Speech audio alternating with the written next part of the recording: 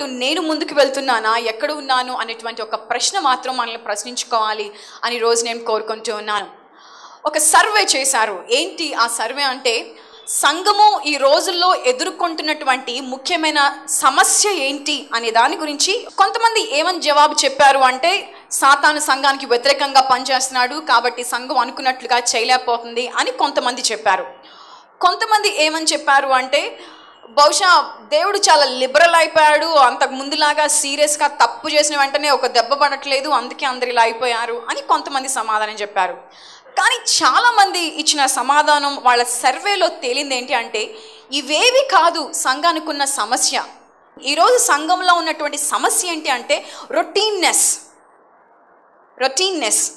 నేను కూర్చొని ఆలోచిస్తూ ఉంటే కొంతమందికి చాలాసార్లు బోర్గా విసుగ్గా అనిపిస్తుంది. ఏమనంటారు, ఏంటో జీవితం అంతా రొటీన్ అయిపోయింది, పొద్దున్న లేస్తే ఏదో లేస్తాను, స్నానం చేస్తాను, భార్య ఏదో రుచి లేని టిఫిన్ ఒకటి చేస్తుంది, తింటాను, వెళ్తాను, ఆఫీస్కి వెళ్తాను, అదే సేమ్ ఓల్డ్ బాస్ కనిపిస్తాడు, ఆయన పెట్టే సోదంతా వింటాను, మళ్ళీ ఇంటికి వస్తాను, ఏదో వండుద్ది, తింటాను, పడుకుంటాను, పిల్లలు విసిగిస్తారు, అంటే రొటీన్ అయిపోయిందండి జీవితం అని చాలామంది, బహుశా స్త్రీలు కూడా అనుకుంటూ ఉంటారు. లేస్తే వండాలి, తిన్నారా లేదా అని చూడాలి, వీళ్ళకి డ్రెస్ వేయాలి, వాళ్ళు పంపించాలి, వీళ్ళు వచ్చారా లేదా, మళ్ళీ తిండుందా లేదా అని చూడాలి, మళ్ళీ పడుకోబెట్టాలి అని చాలామంది అనుకుంటూ ఉంటాం.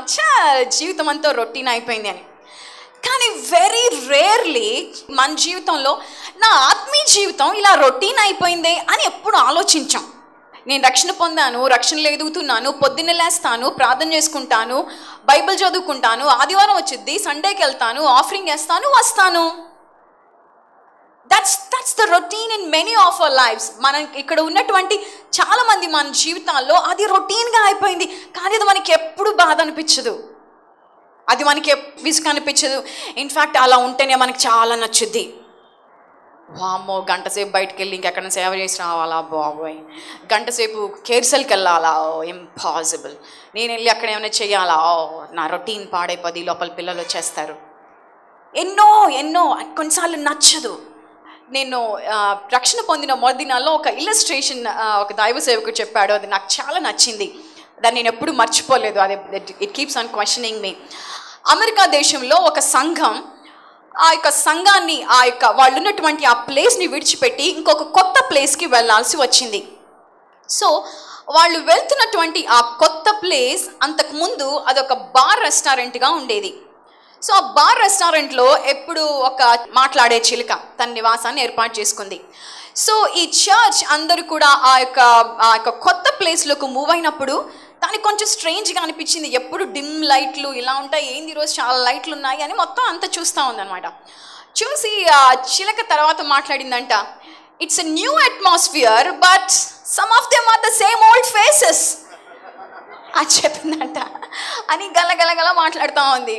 అట్మాస్ఫియర్ అయితే కొత్తగా ఉంది, కొన్ని మొహాలు నేను చూసినట్టున్నాయే అని చెప్పి సమాధానం చెప్పింది.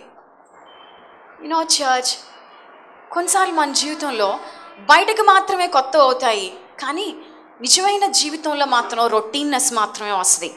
ద్వితీయోపదేశకాండము 1వ అధ్యాయము 6, 7, 8 వచనాల్ని చదువుకుందాం. మన దేవుడైన యెహోవా హోరేబులో మనకి ఇలాగు సెలవిచ్చెను, మీరు కాలము చాలును, మీరు తిరిగి ప్రయాణమై అమోరీల మన్నెమునకును, ఆరాబాలోను, మన్నెములోని లోయలోను, దక్షిణ దిక్కున సముద్ర తీరములోనున్న స్థలములన్నిటికీ, కానాను దేశమునకును, లెబనోనునకును, మహానది అయిన యూఫ్రటీసు వరకును వెళ్ళుడి. ఇదిగో ఆ దేశమును మీకు అప్పగించితిని, మీరు వెళ్ళి యెహోవా మీ పితరులైన అబ్రహాము, ఇస్సాకు, యాకోబులకు వారి తరువాత వారి సంతానమునకును ఇచ్చేదనని నేను ప్రమాణము చేసిన దేశమును స్వాధీనపరచుకొనుడి. ఇక్కడ మనం చదివినటువంటి ఈ యొక్క 3 వర్సెస్ కాంటెక్స్ట్ ఏంటి అంటే, ఇశ్రాయేలీలు యోర్దాను నదికి తూర్పున ఉన్నారు. వాళ్ళకి దేవుడు ప్రామిస్ చేసిన ల్యాండ్ యోర్దాను నదికి పడమర ఉంది. సో అక్కడ నుంచొని they were about to cross. అక్కడ నుండి క్రాస్ చేసి వెళ్ళడానికి దేవుడు మోషేకి ప్రామిస్ చేయలేదు. మోషే అక్కడే చనిపోతాడు, మోషే వాగ్దాన దేశంలోనికి వెళ్ళడు. సో అక్కడ నుంచొని అప్పుడు తను దేవుడు చేసినటువంటి క్రియలన్నిటినీ రీక్యాప్ చేసుకుంటున్నాడు అనమాట. ఏం జరిగింది అంతకుముందు, దేవుడు ఎలా మీ జీవితంలో నడిపించాడు అన్న విషయాన్ని రీక్యాప్ చేస్తున్నాడు. మన వాక్యంలోనికి ముందుకు వెళ్ళడానికి ముందు ఒక విషయాన్ని మాత్రం తెలుసుకోండి. ఇక్కడ ఏమని రాసిందంటే 6వ వచనంలో హోరేబు అని రాయబడి ఉంది. హోరేబు అన్న సీనాయి పర్వతం అన్న ఈ రెండు ఒకే ప్లేస్. మీరు జాగ్రఫీలోకి వెళ్ళి చూసినా కూడా Mount Horeb, Mount Sinai, they both are same place. రెండు పేర్లు కానీ అది ఒకటే ప్లేస్ అనమాట. సో ఎందుకు చెప్తున్నానంటే ఒక దగ్గర సీనాయ్ అని ఉంటుంది, ఒక దగ్గర హోరేబ్ అని ఉంటుంది. మీరు కన్ఫ్యూజన్ అవ్వరు అని చెప్పి ముందు పాయింట్ని క్లియర్ చేస్తున్నాను. సో వాళ్ళు హోరేబ్ దగ్గర ఉన్నప్పుడు దేవుడు వాళ్ళతో మాట్లాడిన దగ్గర నుండి దేవుడు ఏ విధంగా సహాయం చేశాడు అన్న విషయాన్ని మోషే చెప్పుకుంటూ వస్తూ ఉన్నాడు. ఇన్ఫ్యాక్ట్ ద్వితీయోపదేశకాండం 1వ అధ్యాయం 2వ వచనంలో చూస్తే ఏమని ఉంటుందంటే, హోరేబు నుండి సేయూరు మన్నెపు మార్గముగా కాదేషు బర్నియా వరకు 11 దినముల ప్రయాణము. ఈ వాక్యాన్ని దేవుడు నా మనసులో పెట్టినప్పుడు ఒకసారి జాగ్రఫీలోకి వెళ్ళి గూగుల్ మ్యాప్స్లో చూస్తే ఏమనుంది అంటే, ఇశ్రాయేలు సుక్కోత్ దగ్గర నుండి బయలుదేరుతారు ఐగుప్తు దేశంలో నుండి. వాళ్ళు యాక్చువల్గా వెళ్ళాల్సింది కానానికి వెళ్ళాలి అంటే కాదేషు బర్నియా అనే ప్లేస్కి వాళ్ళు తప్పకుండా రావాలి. సో 2 మార్గాలు ఉన్నాయి. డైరెక్ట్గా సుక్కోత్ నుండి కాదేష్ బర్నియాకి వెళ్ళొచ్చు, మౌంట్ హోరేబ్ దగ్గర నుండి ఇటంతా కూడా తిరిగి కాదేష్ బర్నియాకి వెళ్ళొచ్చు. ఎటు వెళ్ళినా అక్కడికి వెళ్ళాలి. ఎటు వెళ్ళినా అక్కడికి వెళ్ళడానికి 11 రోజులే పట్టుద్ది అనమాట. ఈవెన్ ఒకవేళ హోరేబు నుండి డైరెక్ట్గా వెళ్ళినా కూడా కాదేష్ బర్నియాకి 11 రోజులే పట్టుద్ది. కానీ ఎన్ని రోజులు పట్టిందో అవన్నీ కూడా మనం వరుసగా చూసుకుంటూ వద్దాం. దేవుడు ఏ విధంగా వాళ్ళని నడిపించాడు, ఏ విధంగా ఈరోజు మనకి సహాయం చేస్తున్నాడు అని. నిర్గమకాండం 19వ అధ్యాయము 1వ వచనాన్ని తీద్దాం. ఇశ్రాయేలీలు ఐగుప్తు దేశము నుండి బయలుదేరిన 3వ నెలలో, వారు బయలుదేరిన నాడే 3వ నెల ఆరంభ దినమందే వారు సీనాయి అరణ్యమునకు వచ్చిరి. ఇశ్రాయేలీలు ఎగ్జాక్ట్గా ఎప్పుడు అక్కడికి వచ్చారు అంటే, సుకోత్ నుండి బయలుదేరిన 3 నెలలకి వాళ్ళు సీనాయి పర్వతం దగ్గరికి వచ్చారు. అంటే హోరేబు అనేటువంటి ప్రదేశానికి వచ్చారు. సో ఇక్కడికి వచ్చి 3వ నెలకి అక్కడికి వచ్చారు. సంఖ్యాకాండము 10వ అధ్యాయం 11వ వచనము. 2వ సంవత్సరము 2వ నెల 20వ తేదీన మేఘము సాక్ష్యపు మందిరము మీద నుండి పైకెత్తబడెను గనుక ఇశ్రాయేలీలు సీనాయి అరణ్యములో నుండి ప్రయాణములు చేయసాగిరి. సో ఈ 2 సంవత్సరాల్లో వాళ్ళు హోరేబు దగ్గర ఉన్నప్పుడు, వాళ్ళు సియోన్ దగ్గర ఉన్నప్పుడు దేవుడు వాళ్ళకి నేర్పిస్తూ వస్తూ ఉన్నాడు. తర్వాత వారి జీవితంలో ఉన్న ప్రయాణంలో ఎదుర్కోబోయే ప్రతి సమస్యకి కావాల్సినటువంటి ఎక్స్పీరియన్స్, కావాల్సినటువంటి ఆన్సర్స్, సొల్యూషన్స్ దేవుడు వాళ్ళకి అక్కడ చెప్తూ వస్తూ ఉన్నాడు. తర్వాత ఇక్కడ ద్వితీయోపదేశకాండం 1వ అధ్యాయం 6వ వచనంలో చదివితే అక్కడ ఏమని రాయబడి ఉందంటే, దేవుడైన యెహోవా హోరేబులో మనకు ఇలాగు సెలవిచ్చెను, ఈ పర్వతమునొద్ద మీరు నివసించిన కాలము చాలును. 2 సంవత్సరాలు ఇశ్రాయేలీలు ఆ కొండ దగ్గర జీవించారు. జీవితం ఎలా గడిచిందో తెలుసా? పొద్దున్న లేస్తే మన్నా కనిపిస్తుంది, పొద్దున్నే హ్యాపీగా ఏదో గిన్నె తీసుకొని వెళ్తారు, వెళ్ళి తీసుకొని వస్తారు, బ్రేక్ఫాస్ట్ అయిపోద్ది. ఈ లోపున మిస్టర్ మోజెస్ వస్తాడు, దేవుడి నుండి ఏదన్నా మాట ఉందేమో తీసుకొచ్చి అన్ని విషయాలను చెప్తాడు. మళ్ళీ ఇంటికి వెళ్తారు, మన్నా రెడీగా ఉంటుంది, కూర్చుంటారు, తింటారు, పడుకుంటారు. ఇలా కొన్ని రోజులు గడిచింది. ఆ తర్వాత దేవుడు పలానా పని చేయండి అన్నారు. వాళ్ళ యొక్క ప్రత్యక్షపు గుడారాన్ని కట్టినప్పుడు దేవుడు వారి మధ్యలోకి వచ్చి నివసించాడు.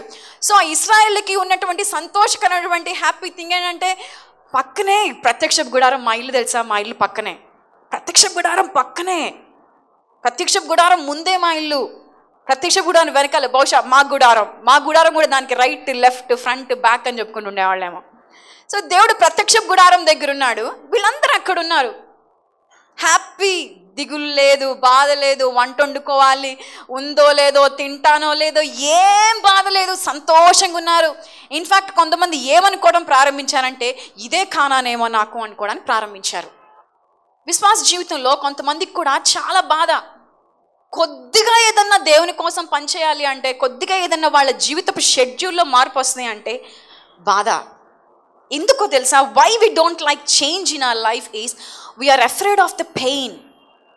ఆ కంఫర్ట్ నాకు ఉంటుందో లేదో, మార్పు వస్తే మార్పు ఎలా ఉంటుందో, దానికోసం నేను ఎంత కష్టపడాలో, దానికోసం నేను ఏం త్యాగాలు చేయాలో, ఇవన్నీ నేనేం చేయాలో నాకు ఎందుకు వచ్చిన బాధ అనిపిస్తుంది. నేను ఒక 3 విషయాలు చెప్తాను, నాతో పాటు తప్పకుండా ఆలోచించండి. వర్షం పడిన తర్వాత ఒకవేళ మీ ఇంట్లో ఏదైనా గిన్నెలు లేదా అన్యూజ్డ్ బకెట్లు కానీ ఏదైనా అన్యూజ్డ్ పెయింట్ డబ్బాలు కానీ ఏమైనా బయట ఉండిపోయి ఉంటే వాటిలో వర్షం పడుతుంది, నీళ్ళు అక్కడ నిల్చుంటాయి. కొన్ని రోజులు అయిన తర్వాత ఎప్పుడైనా వెళ్ళి ఆ నీళ్ళని చూసారా?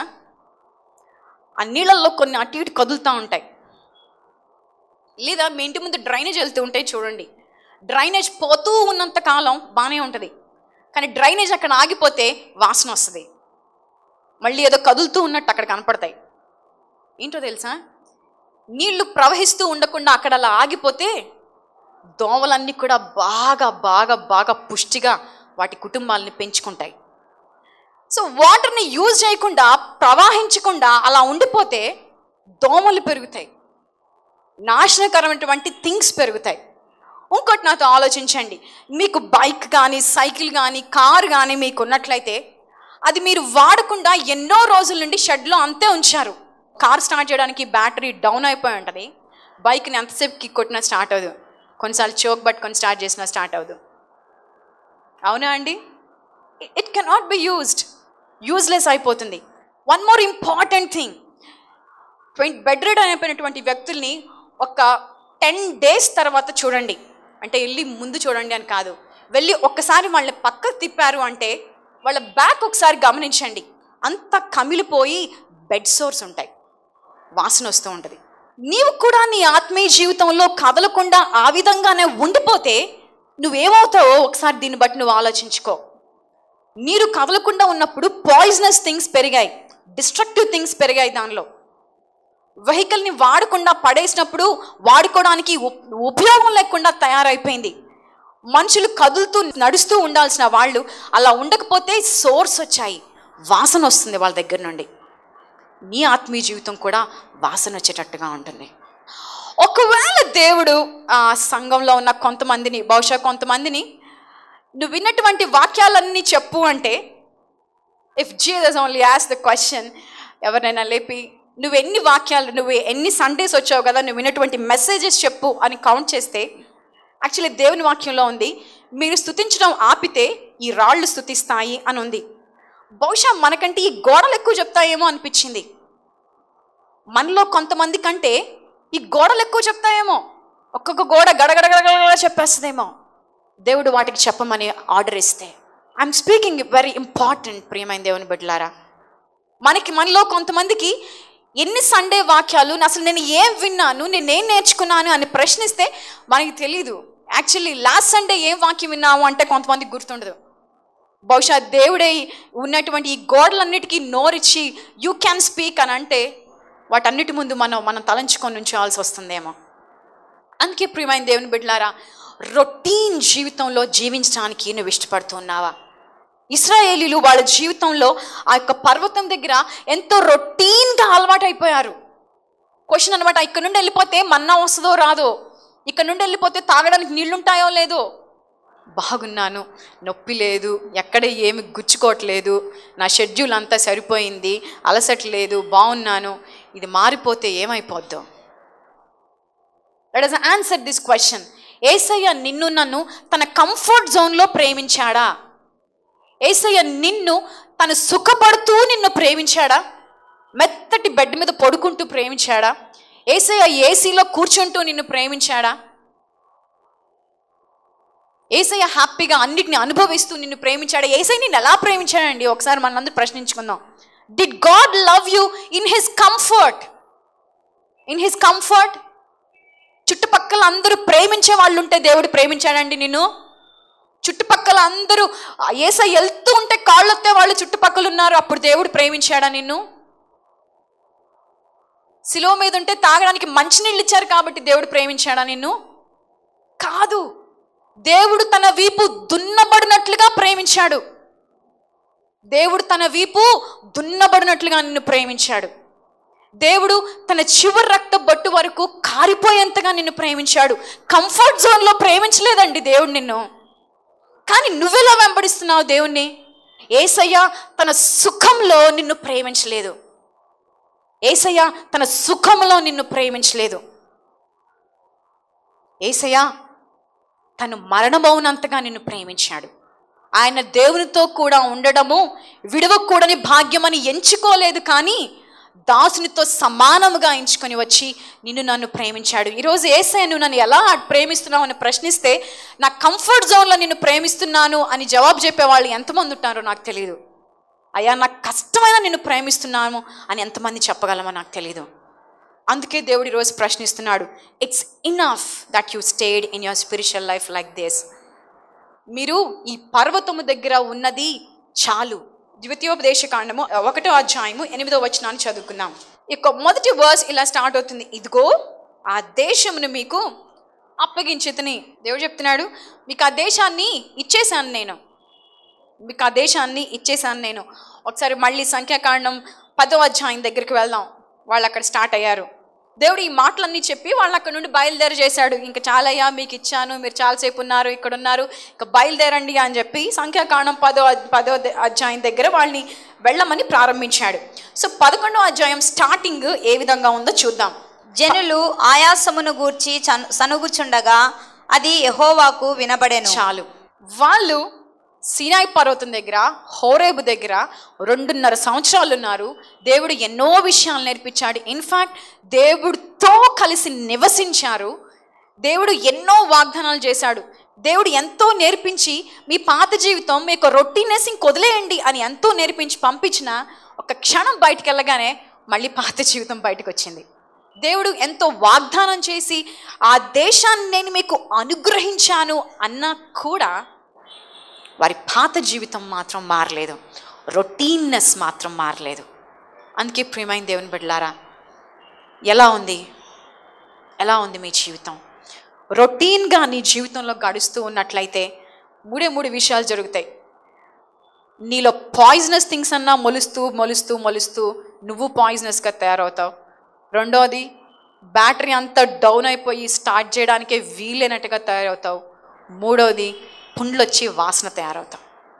అంతకుమించి ఇంకేం ఉండదు.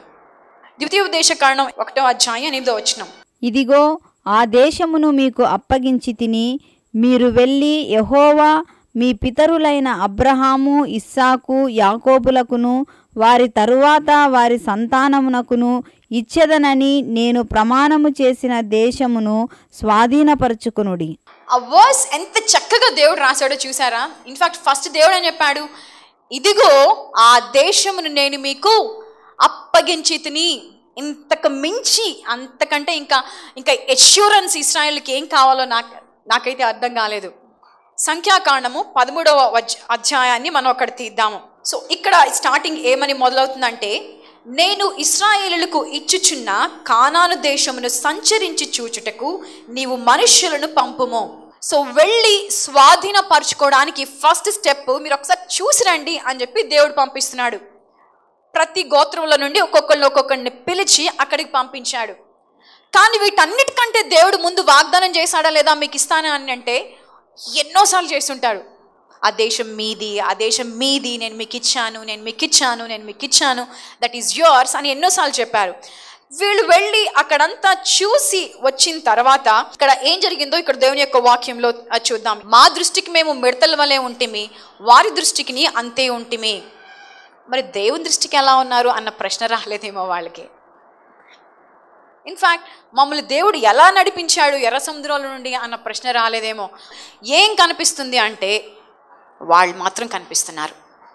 చాలాసార్లు మన జీవితంలో దేవుడు ఎన్నో గొప్ప కార్యాలు చేసుంటాడు, ఎన్నో విషయాల నుండి నిన్ను తప్పించి ఉంటాడు. నువ్వు ఎక్స్పెక్ట్ చేయనటువంటి విషయాల్ని ఆశీర్వాదాలతో సంతోషాలతో కూడా నీకు నింపుంటాడు. కానీ ఆ పరిస్థితి వచ్చినప్పుడు మాత్రం దేవుని వాగ్దానాలు కనిపించావు, నువ్వు అనుభవించిన ఆశీర్వాదాలు కనిపించావు, నువ్వు అనుభవించిన సంతోషాలు కనిపించావు, ఏవి కనిపించావు. కానీ అక్కడున్నారు చూడు, బూచున్నాడు అక్కడ అని మాత్రం కనిపిస్తారు. కానీ కాలేబు చాలా చక్కగా మాట్లాడతారు. ఇక్కడ చూద్దాము కాలేబు ఏమని మాట్లాడతాడు అంటే 30వ వచనాన్ని చదువుదాము. 13వ అధ్యాయం 30వ వచనం. కాలేబు మోషే ఎదుట జనులను నిమ్మలపరిచి మనము నిశ్చయముగా వెళ్ళుదుము, దాని స్వాధీనపరచుకొందుము, దాని జయించుటకు మనకు శక్తి చాలుననెను. We are able to conquer it, we are able to possess it అని కాలేబు మాట్లాడతాడు. కానీ మిగతా వాళ్ళందరికీ ఏం కనిపించిందంటే మాకు మేము మిడతలం, వాళ్ళ దృష్టికి మిడతలం, మాకు మేము మిడతలం, వాళ్ళ దృష్టికి మేము మిడతలం.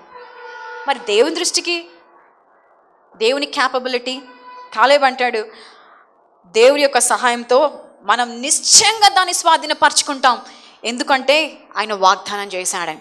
ఒకసారి కాలేబు ఏ గోత్రం నుండి వచ్చాడో 13వ అధ్యాయంలో ఒకసారి చూడండి, 6వ వచనంలో ఒకసారి చూడండి. యూదా గోత్రమునకు యెఫున్నె కుమారుడైన కాలేబు. నేను కాలేబు గురించి చూసినప్పుడు యూదా గోత్రం నుండి వచ్చాడు కాలేబు. మిగతా వాళ్ళందరూ వేరుగా మాట్లాడాడు, కానీ సింహం పిల్లలు సింహంలోనే మాట్లాడతాయి. ఏసై యూదా గోత్రపు సింహం, కాలేబు అంతే మాట్లాడాడు, మనం నిశ్చయముగా స్వాధీనం చేసుకుంటాం. మరి మనమందరం కూడా యూదా గోత్రపు సింహం పిల్లలమైనటువంటి మనం ఎలా మాట్లాడతాం? కొన్నిసార్లు మన మాటలు ఎలా ఉంటాయి, మన నిశ్చయత ఎలా ఉంటుంది, మన ధైర్యం ఎలా ఉంటుంది? వాళ్ళకి మేము మిడతలం, మేము వాళ్ళకి మిడతలం అన్నట్లుంటుంది. కానీ కాలేబు నోట్లో మిడతలనే మాటే రాలేదు, వాళ్ళు పెద్దవాళ్ళుగా ఉన్నారు అనే మాటే రాలేదు, వాళ్ళు స్ట్రాంగ్గా ఉన్నారు అనే మాటే రాలేదు. ఒకటి చెప్పాడు, నిశ్చయంగా స్వాధీనపరచుకుంటాం అంతే, మీరు ఎందుకంత టెన్షన్ పడుతున్నారు అని చెప్పాడు. కానీ మనుషులకి అది నచ్చలేదు. ఆ తర్వాత ఇంకా వెనక్కి వెళ్ళి చూస్తే మళ్ళీ సణుగుతారు. ఎవరు వెళ్ళారు అంటే కేవలం ఈ యూదా గోత్రంలో వచ్చినటువంటి కాలేబు, యోసేపులో ఉన్నటువంటి సబ్ ట్రైబ్ ఎఫ్రాయింలో వచ్చినటువంటి జాషువా, వీళ్ళు మాత్రం వెళ్తారు. I want you to think this. దేవుడు ఒక వాగ్దానాన్ని ఇచ్చి, దేవుడు ఒక ప్రామిస్నిచ్చి, దేవుడు ఒక ఆశీర్వాదాన్ని ఇచ్చి చాలా మందిని తీసుకొచ్చాడు. కానీ ప్రాబ్లం ఏంటి అంటే ఆ చాలామంది రొటీన్నెస్ల నుండి బయటికి రాలేకపోయారు. ఆ చాలామంది అవిశ్వాసం అనే రొటీన్నెస్ల నుండి బయటికి రాలేకపోయారు. ఆ చాలామంది అందరూ మనుషులను చూసి భయపడతారు అనే పరిస్థితి నుండి బయటికి రాలేకపోయారు. కానీ కాలేబు, యెహోషువ మాత్రము ఆ మనుషుల్ని చూడటం కాదు, నన్ను తీసుకొచ్చిన నా దేవుడిని అని మాత్రమే చూడగలిగారు. అందరికంటే భిన్నంగా ఆలోచించారు. ఎవరు వాగ్దానాన్ని సొంతం చేసుకున్నారు అంటే వచ్చిన వాళ్ళల్లో మిగతా వాళ్ళందరూ కూడా వచ్చారు, మిగతా మధ్యలో పుట్టి అప్పుడే విశ్వాసాన్ని తెలుసుకుని వచ్చిన వాళ్ళు వచ్చారు. కానీ స్టార్టింగ్ నుండి వచ్చిన వాళ్ళల్లో వీళ్ళిద్దరు మాత్రమే లోపలికి వెళ్ళారు. ప్రాబ్లం ఏంటి తెలుసా? రొటీన్నెస్. అందుకే ప్రియమైన దేవుని బిడ్డలారా, ఈరోజు God is calling us to break the rottenness in your life. నీవు రొటీన్గా నీ జీవితాన్ని ఆ విధంగానే సాగించుకోవాలి అని చెప్పి నువ్వు తలంచినట్లయితే చెప్తున్నాను, వాగ్దాన దేశంలోకి తప్పకుండా వెళ్ళవు. ఇది నేను చెప్పే మాట కాదండి. మీకు మీ పర్సనల్ జీవితాల్లో దేవుడు వాగ్దానం దయచేసిన ఆ వాగ్దానం నిజమవడం కోసం నువ్వు తెగించి ముందుకు వెళ్ళి నీ రొటీన్నెస్ని బ్రేక్ చేసుకుంటేనే ఆ వాగ్దానాన్ని నువ్వు సొంతం చేసుకోగలవు. అది సంఘం కోసమైనా, అది నీ కుటుంబం కోసమైనా, నీ పర్సనల్ జీవితంలో అయినా దేవుడు నీకు ఇచ్చిన వాగ్దాన్ని ఎప్పుడు సొంతం చేసుకుంటావు అంటే నీ సుఖంలో నుండి బయటకు రావడానికి నువ్వు సిద్ధపడినప్పుడు. ఆ విధమైనటువంటి వాగ్దానాన్ని సొంతం చేసుకునే వాళ్ళుగా మనం ఉండడానికి దేవుడు మనకి సహాయం చేయను గాక. నీ సమస్య ఏదైనా పర్వాలేదు, నీవు ఈరోజు దేవుణ్ణి నమ్మినట్లయితే దేవుని యొక్క వాక్యం సెలవిస్తూ ఉన్నది కదా, నమ్ముట నీ వలన అయితే నమ్మువానికి సమస్తమును సాధ్యమని దేవుని యొక్క వాక్యం సెలవిస్తూ ఉన్నది.